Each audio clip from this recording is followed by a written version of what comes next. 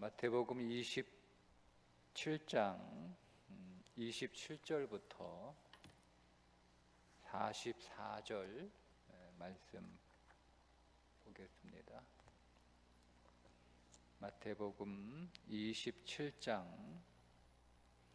27절부터 44절입니다.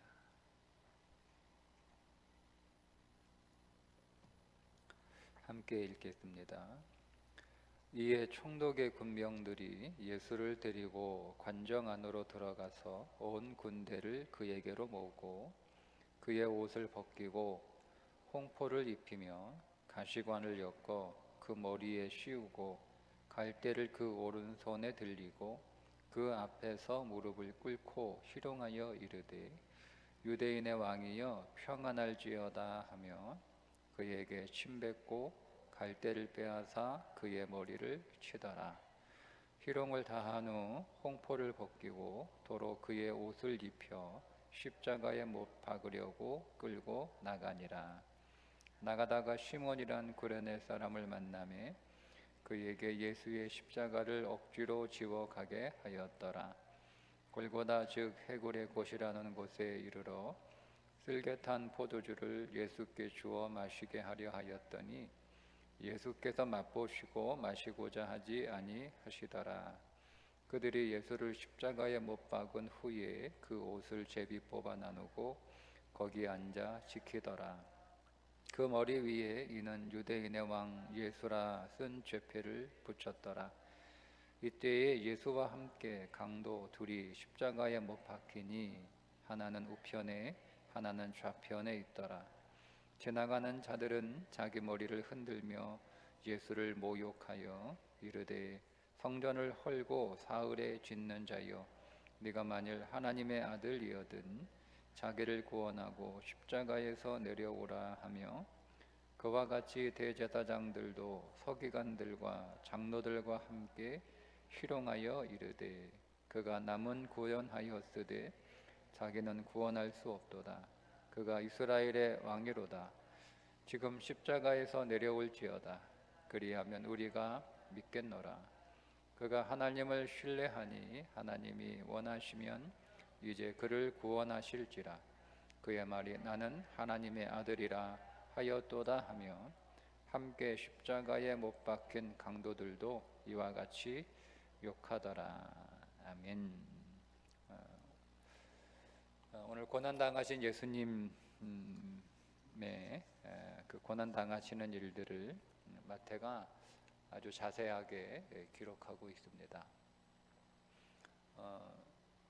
예수님의 십자가 고난은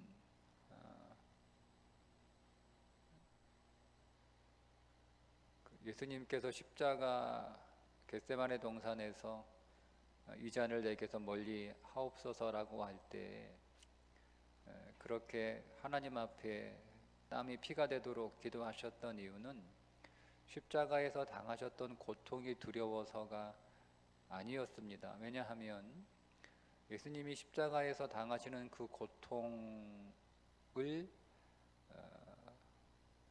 겪은 사람은 예수님만 있는 것은 아니고 복음 때문에 믿음 때문에 교회를 위해서 예수님보다 더한 고통을 당한 사람들도 있었고 교부 가운데 한 사람은 화형을 당했죠.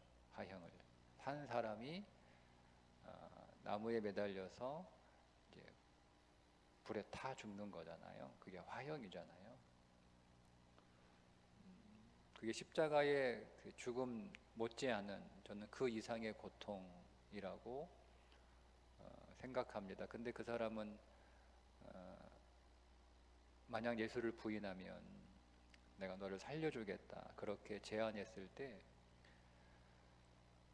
하나님께서 한 번도 나를 부인하신 적이 없는데 어떻게 내가 주님을 부인할 수 있느냐 라고 하면서 정말 담대하게 정말 아무렇지도 않게 그 화형의 순교를 그대로 고스란히 당했던 사람들이 있거든요. 그렇게 그 고난이 혹은 죽음이 두려워서 예수님께서 하나님 앞에 할 수 있으시다면 이 잔을 내게서 지나가게 해달라고 기도하셨다라고 보기는 어렵습니다. 주님이 그렇게 기도하셨던 이유는 따로 있어요. 내일 좀 볼 텐데요. 그렇다고 해서 주님이 십자가에서 당하셨던 그 십자가에 달리시기 전에 오늘 모욕, 비방, 조소, 욕을 당하다 이런 여러 가지 표현들이 나오는데 채찍에 맞기도 하고 침 뱉음을 당하기도 하고 뺨을 맞기도 하고 가시기 면류관에 찔리기도 하고 이런 고통들, 그런 고통들이 그렇다고 해서 전혀 의미가 없고 아무것도 아니다라고 말할 수는 없습니다. 그런데 오늘 우리가 예수님의 그 고통 당하시는 그 내용들을 읽으면서 우리가 자칫 잘못하면 예수님 너무 불쌍하다, 이렇게 불쌍하다라고 하는 관점에서 그 예수님의 고난과 십자가의 죽음을 바라보기가 쉽습니다. 그렇게 되면 주님이 고난 당하신 그 본질, 그 십자가의 죽음의 본질을 우리가 깨닫기가 어렵습니다. 그냥 우리가 우리와 상관없이 우리 밖에서, 그렇잖아요 여러분, 우리와 상관없이 우리 밖에서 여러분들이 2000년 전 바로 그 장소에 있었다라고 한번 상상해 보세요. 그리고 여러분들이 어떤 사람이 예수님처럼 오늘 그렇게 모욕을 당하고 맞고 십자가에 못 박히는 일들을 여러분들이 그 광경을 본다고 생각해 보세요. 그러면 여러분 그 사람이 얼마나 불쌍하겠습니까? 얼마나 설사 죄인이 자기 죄 때문에 그런 고통을 당한다 하더라도 그래도 어떤 그 인간의 감성을 가지고 있는 사람들은 다 불쌍하다 생각을 하거든요. 십자가를 단순히 그런 의미에서 우리가 바라보게 되면 그 십자가의 고난과 그 죽음이 우리에게 던져주는 메시지를 붙잡을 수가 어렵습니다. 그래서 오늘 좀 그 부분을 좀 함께 말씀을 나누고 싶은데요. 제가 이거를 그냥 인간의 언어로 설명을 하면 감성적일 수 있어서 오늘은 오늘 본문 한 절 한 절 읽어가면서 마태가 그 구절들을 27절부터 44절까지 제법 긴 부분이잖아요. 마태가 이것을 하나하나 기록하면서 주고자 하던 그 메시지가 무엇인지 그거를 좀 우리가 좀 마태의 기록, 마태의 표현을 통해서 한번 만나 보면 좋겠다라는 생각이 들어서 제가 한 절 한 절 그 말씀을 좀 자세하게 여러분들에게 시간이 되는 범위 안에서 자세하게 한 절씩 풀어가면서 예수님이 당하셨던 그 고난과 그 고통이 우리에게 던져주는 메시지를 성령께서 여러분 각자에게 조명해 주시도록 그렇게 맡기고 그렇게 기대하면서 한번 말씀을 보도록 하겠습니다. 27절 여러분 성경 같이 보셨으면 좋겠습니다. 그래서 27절 이에 총독의 군병들이 예수를 데리고 관정 앞으로 들어가서 온 군대를 그에게 모으고 지금까지는 유대인들에 의해서 그 앞에서는 유대인들에 의해서 순환을 받으신 예수님께서 이제부터는 공권력을 가지고 있는 로마 군병들로부터 조롱을 받는 내용들이 기록되고 있습니다.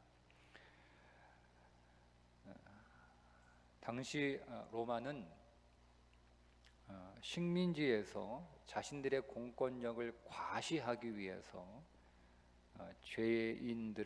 죄수들을 매우 엄격하게, 매우 혹독하게 다루었습니다. 이제 그런 혹독함과 그런 엄격함이 예수님께도 이제 가해지는 거죠. 그래서 예수님께서 이제 본격적으로 육체적인 순환을 당하게 되셨습니다. 여기에 군대를 모으고, 군대라고 할 때 이 군대의 숫자가 몇 명이냐? 600명입니다. 그러니까 600명의 군인들을 다 모은 거예요. 그러니까 한 사람을 지금 한 사람 죄인을 다루기 위해서 600명이라는 그 엄청난 규모의 군인들을 다 모은 거죠. 그러니까 아마 예루살렘에 주둔하고 있는 대부분의 많은 군인들의 둘러싸여, 그 군인들에게 둘러싸여서 지금 예수님이 조롱을 당하고 있는 상황이라는 건 여러분들이 머릿속에 좀 염두에, 그러니까 군인 몇 명이 와가지고 예수님을 이렇게 희롱하고 다루는 게 아니에요. 600명이라고 하는 그 엄청난 숫자의 군인들이 다 모여서 마치 구경하듯 이렇게 하면서 조롱하고 있는 거죠. 그러니까 지금 예수님은 마치 한 경기장에 있는 어떤 짐승처럼, 뒤에 이제 짐승처럼 그렇게 다루시는 부분이 나오는데, 그리고 관중석에 600명이나 되는 그 많은 사람들이 자기를 이렇게 구경하고 있는 거예요. 마치 경기장의 무대 위에 자기를 올려놓고 그가 희롱당하고 조롱당하고 모욕당하고 있는 것들을 사람들이 구경하고 있는, 재밌다고 구경하고 있는 그 장면들을 좀 여러분들이 머릿속에 연상하시고 예수님의 그 순환을 좀 우리가 읽었으면 좋겠습니다. 그의 옷을 벗기고 홍포를 입히며, 그러니까 예수님의 옷을 벗기고 붉은색의 겉옷을 입히죠. 그리고 뒤에 보니까 가시관도 씌우고 갈대를 손에 쥐게 하고, 그건 왕의 차림이에요. 유대인의 왕이라고 스스로 예수님이 말씀을 하셨으니까, 그래서 왕의 차림을 해주는 거예요. 그렇다고 해서 진짜 왕의 옷을 입혀주는 것도 아니고, 왕이 입는 붉은색의 뭐 천으로 된 어떤 옷을 하나 이렇게 입혀주고, 왕관 대신 가시 관을 만들어서 머리에 씌워주고, 왕이 들고 있는 왕의 지팡이 대신 갈대를 꺾어가지고 지워주는 거죠. 여러분, 이게 얼마나 조롱하는 거예요. 그렇게 지금 하고 있습니다. 29절 가시관을 엮어 그 머리에 씌우고 갈대를 그 오른손에 들리고 그 앞에서 무릎을 꿇고 희롱하여 이르되, 희롱하는 거잖아요. 그 왕 차림을, 네가 왕이니까, 네가 왕이라고 하니까 그 왕의 모습을 이렇게 갖추어 주는데, 그게 정말 희롱하는 거잖아요. 그죠? 뭐 빨간 붉은색 천 입혀주고 머리에 가시관 씌워주고 손에 갈대어 들려주고, 그리고 그 앞에 무릎을 꿇고 조롱하는 거예요. 무릎을 꿇고 희롱하여 이르되 유대인의 왕이여 평안할지어다. 이게 여러분 그 당시 로마 황제 가이사에게 했던 인사예요. 왕에게 했던 인사말을 똑같이 하는 거예요. 그러니까 예수를 유대인의 왕으로 그렇게 부르면서 조롱하는 그런 언어를 사용해서 예수님을 좀 조롱하고 있는 것입니다. 자, 그리고 30절에 그에게 침뱉고 갈대를 빼앗아 그의 머리를 치더라. 침을 뱉어요. 그리고 쥐고 있는 갈대를 뺏어서 머리를 치는 거예요.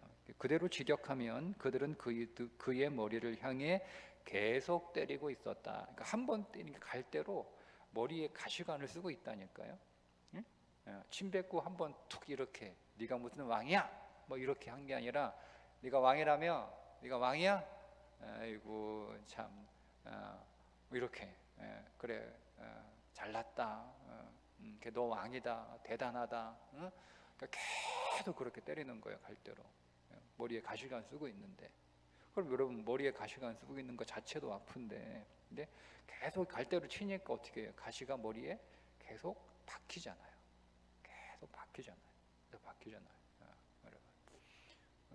여러분 손가락에나 어디에 이게 가시가 이렇게 가시가 탁 박혀요. 이게 이 가시 빼려고 하면 안 보이니까 빼려다가 계속 가시가 막 안으로 들어가는 경험 여러분 혹시 없으세요? 얼마나 여러분 그 조그마한 가시 하나, 눈에 보이지도 않는 그 바늘보다 가는 그 가시 하나 들어가도 손이 얼마나 아파요. 계속 때리는 거예요. 계속 계속 반복해서 때리고 있는 겁니다. 그러니까 예수님은 지금 자신이 모욕당하고 침뱉음당하고 조롱당하는 그 정신적인 마음의 고통뿐만 아니라 그 머리에 가시가 계속 박히는 육체적인 고통까지 지금 다 당하고 계신 거죠. 31절에 희롱을 다한 후 홍포를 벗기고 도로 그의 옷을 입혀 십자가에 못 박으려고 끌고 나가니라. 근데 여기 희롱이라고 하는 이 희롱하다, 그러니까 놀리다. 여러분, 우리는 이렇게 희롱이라는 단어를 놀리다 뭐 이렇게 우리는 주로 쓰는데, 이 희롱이라고 번역된 그 헬라의 원래 의미는 뭐냐면 아이들처럼 놀다라는 뜻이에요. 아이들처럼 놀다.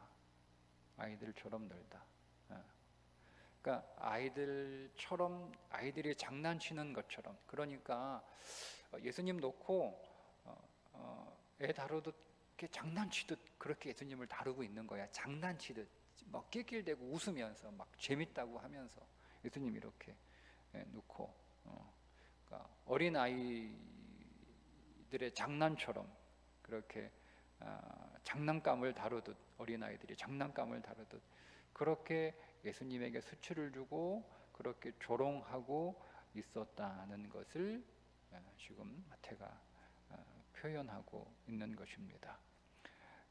오늘 그 31절 하반절에 보면 십자가에 못 박으려 끌고 나가다. 이 어떻게 끌고 나갔냐? 그러니까 데리고 나갔다 이런 뜻이 아니에요. 이 끌고 나갔다라고는 이 단어는요. 짐승을 끌고 나갈 때 쓰는 단어입니다. 그러니까 소를 끌고 나가다, 나귀를 끌고 나가다 이때 썼던 단어거든요. 그때 쓰는 단어예요. 그러니까 사람을 마치 짐승처럼, 짐승 다루듯, 짐승을 끌고 가듯 그렇게 끌고 나가는 거예요. 그러니까 사람을 데리고 나가는 게 아니에요. 끌고 나갔다는 얘기가. 그러니까 사람을 막 안 가려고 그러는데 억지로 막 이렇게 데리고 나갔다, 그런 의미의 끌고 나간다는 뜻이 아니에요. 예수님을 정말 짐승처럼, 말씀드린 것처럼 큰 광장에 한 짐승, 그러니까 사람인데 짐승 하나 세워놓고 그 짐승을 다루듯, 그 짐승 가지고 막 장난치듯 그 짐승을 희롱하고 하는 그런 마음, 그런 모습으로 그런 예수님이 그런 취급을 받으면서 지금 예수님이 끌려 나갔다라고 하는 뜻입니다. 마태는 이사야 53장 7절에 있는 말씀의 성취라고 하는 그런 의미로 이런 표현을 쓰기도 했습니다만, 실제로 그 당시 로마 군인들이 예수님을 다루었던 그들의 마음이었습니다. 그러니까 예수님을 한 사람으로 다룬 게 아니라 죄수 정도로 다룬 정도가 아니고 짐승처럼 다룬 거예요. 짐승으로 대한 거예요. 여러분. 32절, 나가다가 시몬이란 구레네 사람을 만나매 그에게 예수의 십자가를 억지로 지어가게 하였더라. 이 부분은 제가 뒤에 다시 설명을 하겠습니다. 34절, 쓸개 탄 포도주를 예수께 주어 마시게 하려 하였더니 예수께서 맛보시고 마시고자 하지 아니하시더라. 자, 쓸개 탄 포도주, 이거는 그대로 번역하면, 직역하면 이미 쓸개가 섞여 있는 포도주라는 뜻입니다. 그러니까 쓸개가 포도주에 오랫동안 담겨 있었다는 뜻이에요. 오랫동안 포도주에, 여기서 포도주는 우리가 생각하는 포도주가 아니고요, 포도 식초. 그러니까 이 포도주가 오랫동안 발효가 돼가지고 식초가 된 거예요. 그 포도 식초에 오랫동안 쓸개가 담겨 있었죠. 그거를 예수님에게 마시게 했던 거예요. 다른 성경에서는 모략탄 포도주라고 그렇게 설명을 했는데, 쓸개와 모략이 도대체 뭐가 맞는지는 사실은 정확히 알 수 없어요. 근데 그건 중요하지 않아요. 왜냐하면 모략을 탄 포도 식초든 쓸개를 탄 포도 식초든 효과가 뭐냐면 마취 효과가 있습니다. 그러니까 예수님이 이거를 목이 마르시니까 이거를 이제 음료. 그 사람 당시 유대인들은 포도 식초를 음료로 마셔요. 여러분 우리도 그렇게 하잖아요. 뭐죠? 내 이름은 갑자기 생각 안 나는데 하여튼 홍초 이렇게, 그죠? 홍초 이렇게 하는 것처럼 우리가 음료처럼 마시잖아요. 물 타가지고. 유대인들도 그 포도주로 식초를 만들어서 음료처럼 마시는 거예요. 그럼 이제 그 갈증, 우리가 수분이 많이 따면 갈증이 날 때 그게 굉장히 시원하잖아요. 갈증도 해소가 되고.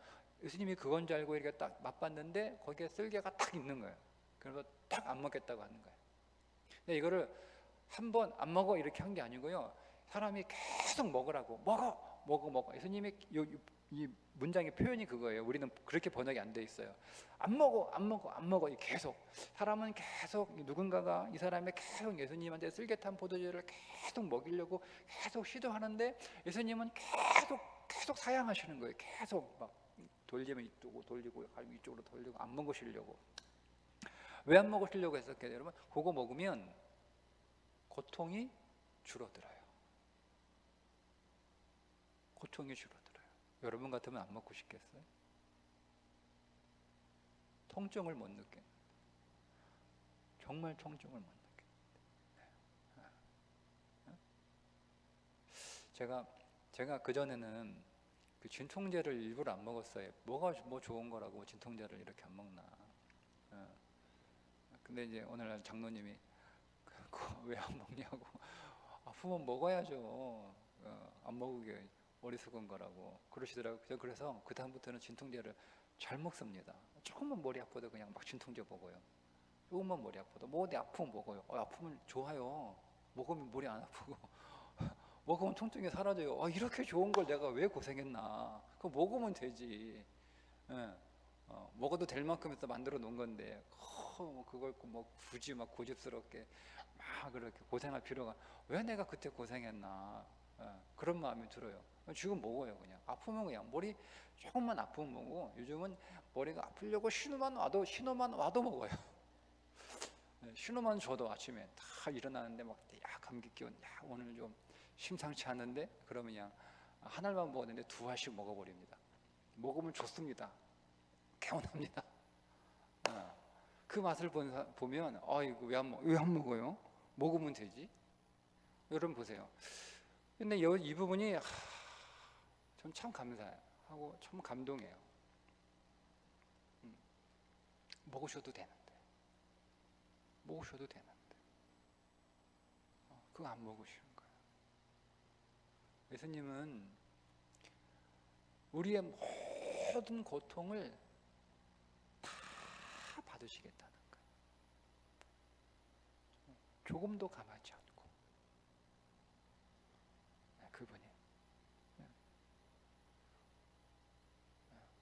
그분이 이게 주님의 마음이에요.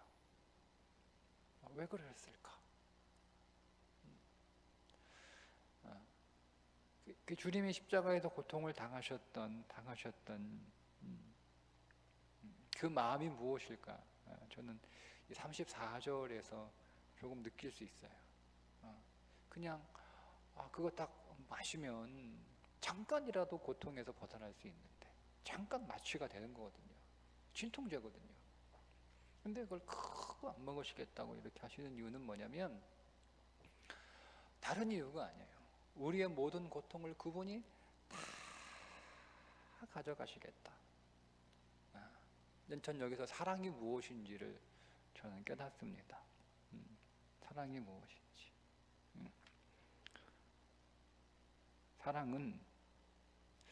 사랑은 고통을 가져가는 거예요. 사랑은 고통을 가져가는 거예요.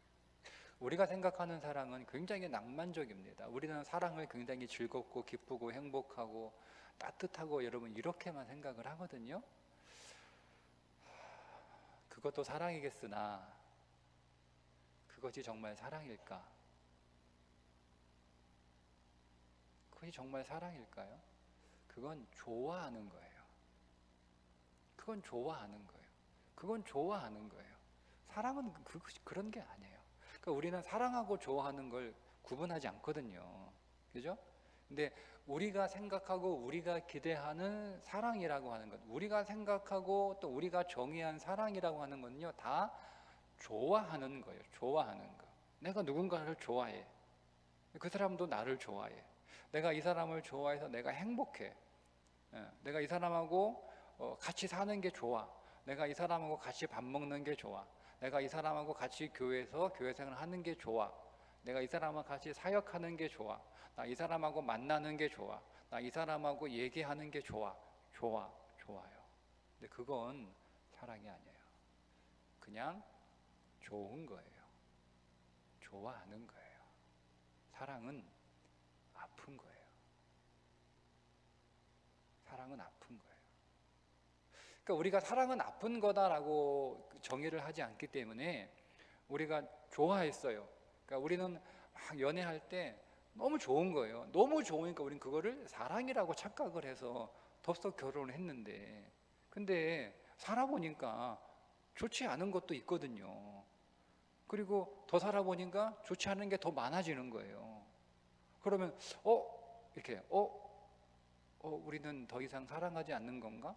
이런 생각들을 많이 하게 되죠. 그죠? 네, 여러분, 사랑은 아픈 거거든요.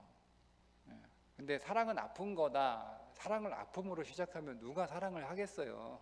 누가 사랑을 하겠어요? 그죠? 누가 사랑을 하겠어요? 사랑은 아픈 거예요. 부모가 자식을 낳으면 사랑스럽죠. 근데 그건 좋아하는 거예요.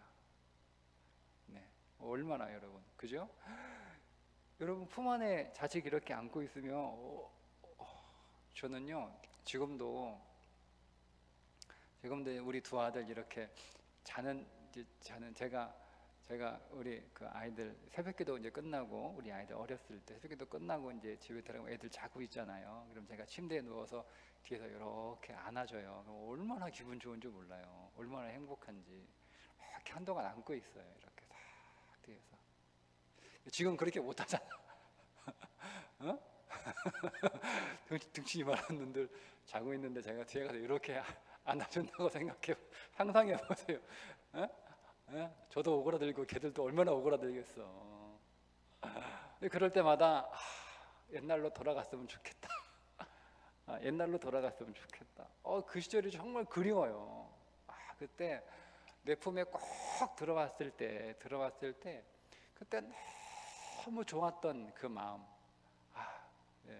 근데 지금은 이렇게 안아도 막 쭈삣하고 뻣뻣하고 등치가 커가지고 나보다 크니까 이제 다 이제 한 품으로 들어오지도 않고 막 이제 애들이 나를 이제 안아줘야 되는 그런 때가 됐는데, 근데 그때는 사실 좋아. 근데 그 어릴 때는 얼마나 여러분 이뻐요. 얼마나.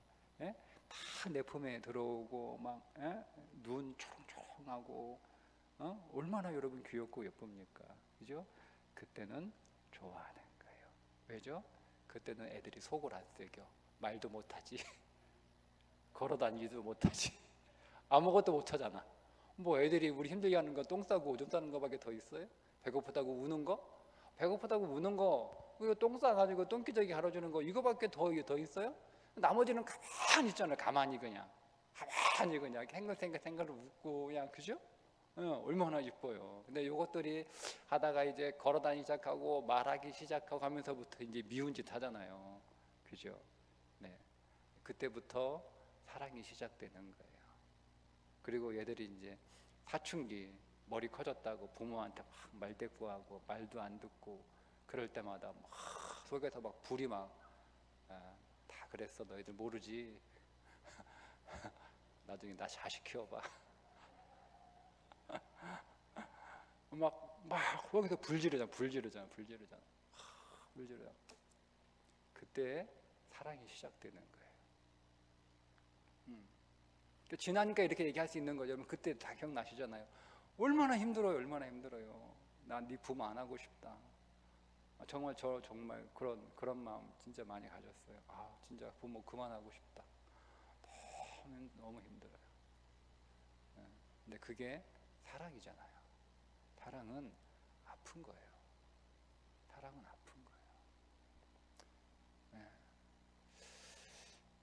근데 여러분, 우리가 누군가를 사랑할 때 솔직히 그렇습니다. 뭐 제가 솔직히 제가 목사라고 해서 우리 성도들을 뭐 다 이렇게 사랑하지만 아프면 사랑하고 싶지 않아요. 솔직히. 예. 나 그만 사랑할란다. 내가 다가갔다가 너무 아픈 거예요. 마치 제가 어저께 문득 왜 그런 생각이 난지 모르겠는데 문득 제가 아이들 어릴 때 아주 오래전에 거의 뭐 10년도 넘었어요. 10년도 넘었어요. 고슴도치를 키우던 게 갑자기 생각이 나더라고요. 근데 고슴도치는 이 주인도 못 알아봐. 다가가면 내가 다 밥 주고 쥐 오줌 거 다 치워주고 다 치워줬는데, 예? 그래도 좀 알아봐야 될 거 아니에요? 다가가면 막 바늘을 쫙 세워가지고 막 내가 몇 번 찔렸어, 몇 번. 그거 이렇게 안아가지고 들으면 얼마나 기분 좋겠어요. 막 안고 싶어가지고 탁 손 안에 넣으려고 이렇게 하면 막 확 가시를 돋아가지고 막 찔리면 되게 아파요. 되게 아파요. 그러니까 그냥 다가가고 싶은데 다가가고 싶지 않아요. 자꾸 찌르니까. 그런 거잖아요. 우리가 성도를 이렇게 더 사랑해야 되는데 근데 사랑하는데 이렇게 따뜻하게 이렇게 서로 해주면 참 좋잖아요. 사랑하고 하는데 서로 얼마나 좋아요. 그냥 나도 좋고 저도 좋고 다 좋은데, 근데 가끔 이제 우리가 성도를 사랑할 때서 막 찔릴 때가 있잖아요. 그죠? 있어요. 여러분 찌를 때 있어요. 근데 이제 그러면 목사는 그게 목사 아니에요. 더 사랑해 줘야 되는 게 목사라고 다 얘기하시는데, 솔직히 찔리는 게 아프니까 뭐 저는 무슨 갑옷 입었습니까? 찌르면 아프지. 저 피부 되게 예민하거든요. 아파요. 그러니까 딱 멈칫하는 거예요. 멈칫. 근데 그런 게 반복이 되면 선을 딱 그어요. 여기까지. 나 더 이상 하고 싶지 않아. 그렇게 기도해. 하나님, 저 더 이상 하고 싶지 않아요. 여기까지 하겠습니다. 그렇게 합니다. 근데 여러분, 세상에 사랑은 아픈데 아픈 사랑을 하고 싶지 않은 것이 사람의 본능이고요. 사람의 본성이에요. 그런데 딱 한 대상이 있어요. 아파도 사랑하는 대상이 딱 한 명 있죠. 누구예요? 아파도 사랑하는 대상. 남편 아니죠? 설마? 네, 아내도 아닙니다. 누구예요? 자식이죠. 자식이에요. 자식만큼은 사랑할수록 아파도, 여러분 정말 못된 자식, 애가 뭐 일부러 그렇게 맘먹고 하는 건 아닌데 정말 애들 못될 때 얼마나 여러분 가시 같습니까? 가시가 아니고 막 날카로운 칼이거든요. 정말이 그죠?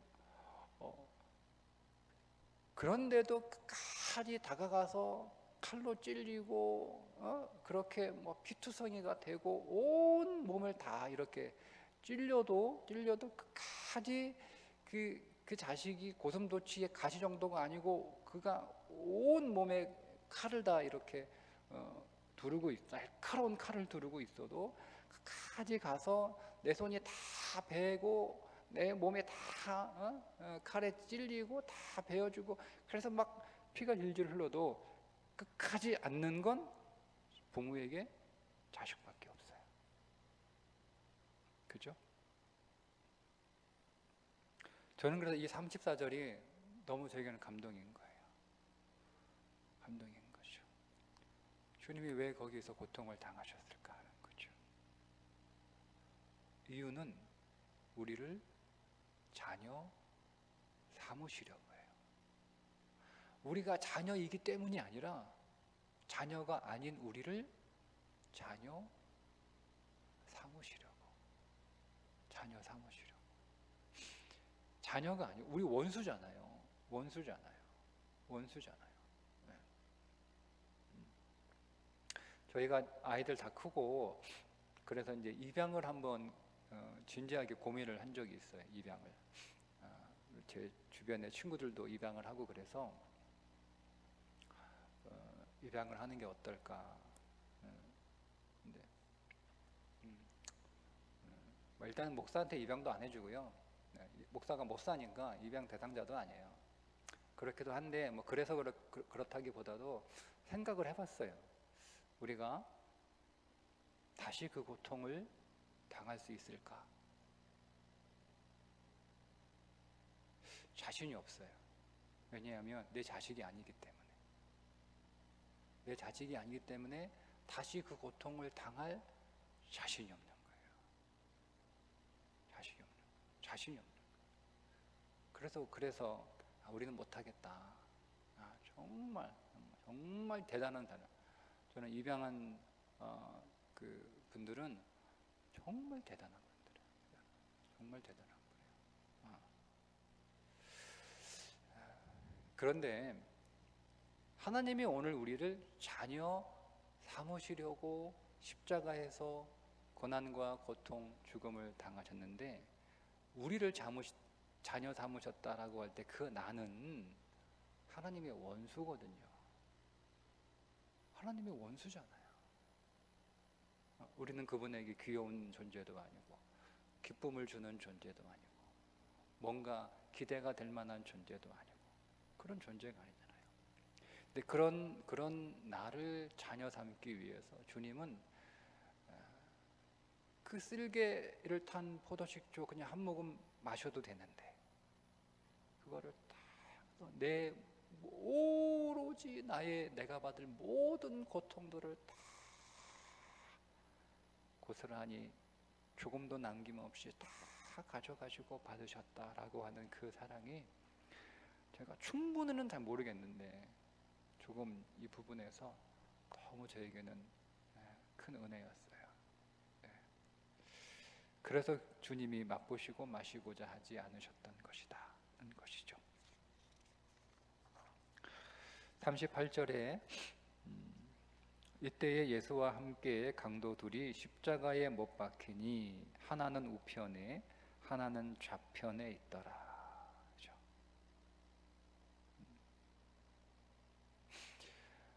십자가 예수님 좌우편에 십자가 형에 처해진 이 두 사람은 십자가형이라고 하는 극형에 처해질 정도로 극악한 폭력자들입니다. 로마 정부가 아무나 십자가형을 주지는 않아요.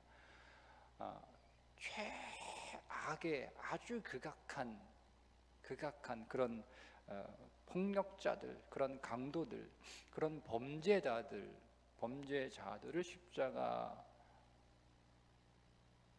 형을 선고했는데 그들과 같이 예수님이 나란히 그들 사이에 그들과 함께 십자가 처형을 받으셨다라고 하는 뜻은 그들과 똑같은 취급을 당하셨다는 거죠. 성경이 그걸 얘기하고 있는 거예요. 주님은 죄가 하나도 없으신 분인데 그들과 똑같은 취급을 받으신 것이다. 39절에 지나가는 자들은 자기 머리를 흔들며 예수를 모욕하여. 유대인들에게 머리 흔드는 것은요 아주 심한 조롱거리예요. 아주 심한 조롱의 표시. 시편 109편 35절에 아주 심한 머리를 흔드는 거예요. 그러니까 우리도 이제 그런 거잖아요. 막 고개를 절레절레. 근데 이 정도 수준이 아닌 거죠. 주님이 모욕을 당하셨다. 마지막 44절 함께 십자가에 못 박힌 강도들도 이와 같이 욕하더라. 심지어 그 옆에 있는 강도들도 예수님 자기들도 똑같이 십자가에 매달려 있는데 그 옆에 있는 강도들도 예수님을 욕하는 거예요. 강도들조차도 욕을 하는 그 강도들로부터도 욕을 당하는 예수님의 십자가. 제가 이 부분을 다 읽고 이런 묵상을 했어요.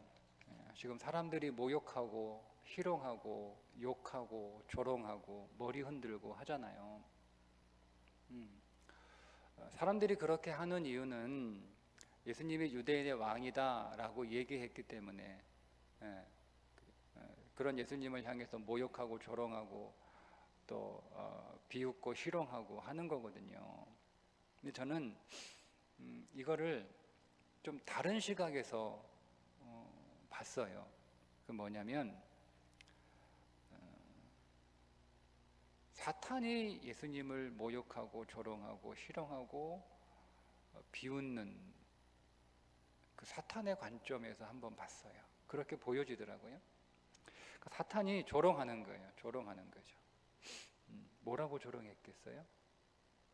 너 그렇게 죽어봐야 소용없어. 이렇게 조롱하는 거예요. 너 그렇게 고생해봐야 소용없어.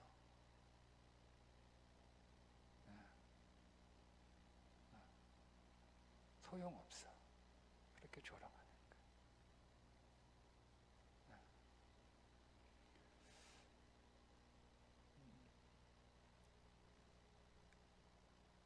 로마 군인들이 그리고 지나가는 사람들이 예수님과 함께 십자가에 매달렸던 강도들이 예수님을 조롱하고 희롱하고 조소하는 건 그들이 예수님이 정말 누구인지 모르기 때문에 잘못 알고 희롱하고 조롱하고 욕하는 거잖아요. 예수님이 진짜 유대인의 왕인데, 진짜 왕인데, 진짜 왕인 줄 모르고 유대인의 왕일 뿐 아니라 온 우주의 만왕의 왕이신데 그들이 그 만왕의 왕이신 예수님을 몰라보고 어리석게 조롱하고 비웃고 욕하고 희롱하는 거였거든요. 근데 사탄은 알아요. 사탄은 그 십자가에 달리신 그 십자가에서 조롱당하고 있는 예수가 누구인지 사탄은 분명히 알아요. 하나님이라는 걸 알아요. 근데 그 사탄이 그걸 알고 조롱하는 거예요. 또 거기서 고생해봐야 소용없어. 너 거기서 고통당해봐야 아무런 소용없어. 그런다고 사람들이 알아줘? 그런다고 사람들이 고마워해?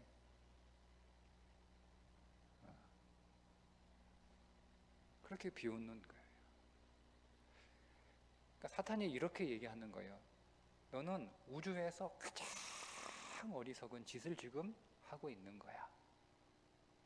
온 우주에서 가장 어리석은 짓을 하고 있는 거야. 하나님이 인간을 위해서, 인간을 자녀 삼기 위해서 희롱당하시고 욕당하시고 조롱당하시고 죽으시는 일은 온 우주에서 가장 어리석은 일이에요. 그래서 비난받는 거예요. 사탄으로부터. 가장 어리석은 일, 가장 쓸데없는 일, 가장 쓸모없는 일, 가장 무가치한 일, 가장 의미 없는 일을 한다고 조롱하는 거예요. 그런데 주님은 그 일을 하셨어요. 그게 사랑이에요. 사랑은 가장 쓸데없어 보이는 것을 하는 거예요. 사랑은 가장 의미 없어 보이는 것을 하는 거예요. 사랑은 가장 가치 없어 보이는 일을 하는 거예요. 사랑은 가장 헛수고인 것처럼 보이는 일을 하는 것이 사랑이에요. 우리가 그 사랑을 받았어요. 그 사랑을. 그리고 주님은 그 사랑을 우리에게 주시는, 그 사랑을 우리에게 주시기 위하여 고통당하는 그 순간에도 주님은 한순간도 후회하지 않으셨다는 겁니다. 그게 쓸개 탄 포도주를 거절하신 이유예요. 한순간도 그분은 후회하지 않으셨어요. 우리가 그 사랑을 받았어요. 여러분이 그 사랑을 받았어요. 여러분의 인생 안에 그 사랑이 있어요. 여러분 그 사랑을 신뢰하시기를, 여러분 그 사랑 안에 더 잠기시기를 주님의 이름으로 축복합니다.